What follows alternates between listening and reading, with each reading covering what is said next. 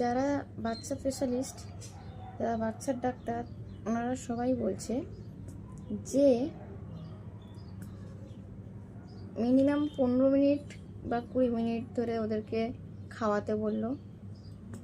তাহলে 20 মিনিট খাওয়ালাম, তারপর বলছে আধা ঘন্টা ধরে এরকম পিঠে ফেলে ঢেকুর তুলতে, ঢেকুর যদি নাও তোলে আধা ঘন্টা ধরে এভাবে পিঠের উপর মারতে বলছে, তাতে ওদের খাবারটা মানে ঠিকঠাকভাবে হজম হবে। তা হ্যাঁ ডাক্তারবাবু, আপনাদেরকে বলছি, যাদের নর্মাল ডেলিভারি হয়েছে তাদের তো প্রথম সমস্যা হয়, আর যাদের সি সেকশন হয়েছে তাদের সমস্যার সমাধান যে কবে হবে একমাত্র ভগবান জানে। তাই আমাদের পক্ষে এটা অসম্ভব কাজ। তাও তো আমি চেষ্টা করি 20 মিনিট ধরে খাওয়ানোর, কিন্তু যে আধা ঘন্টা ধরে যে পিঠে মারার ব্যাপারটা না আমার ঠিক আসছে না। খুব কষ্ট করে এই কাজটা করতে হচ্ছে। এই যে বসে আছি, পুরো কোমর শির সব কি হচ্ছে,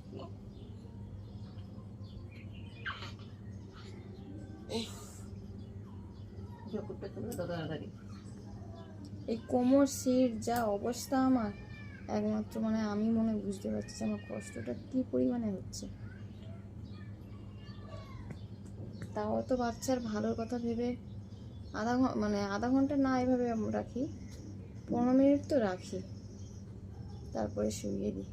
কারণ তার 15 মিনিটের পর আমার সহ্য হয় না, যেন মনে হয় যে এইবার মনে হয় টপকে যাবো ওই পারে।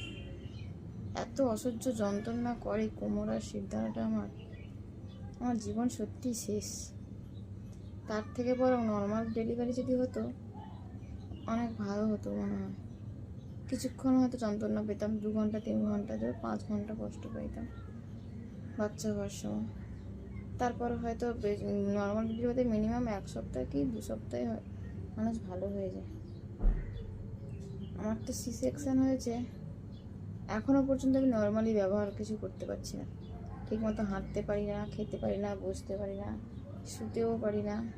মানে আমার যে কী পরিমাণ কষ্ট হচ্ছে, আজকে আমার 1 মাস 6-7 দিন হয়ে গেল, ঠিকঠাক মতো আমি এখনও সুস্থ হতে পারিনি। তারপরে ডাক্তারবাবুদের কথা মতো চলতে আরও যেন আমি বেশি অসুস্থ হয়ে যাচ্ছি।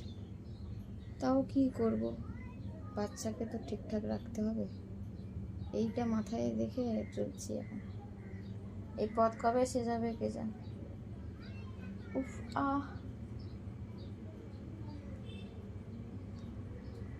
মাম্মামের কষ্ট একটু দেখো, যে কুত্তা তুলে নাও।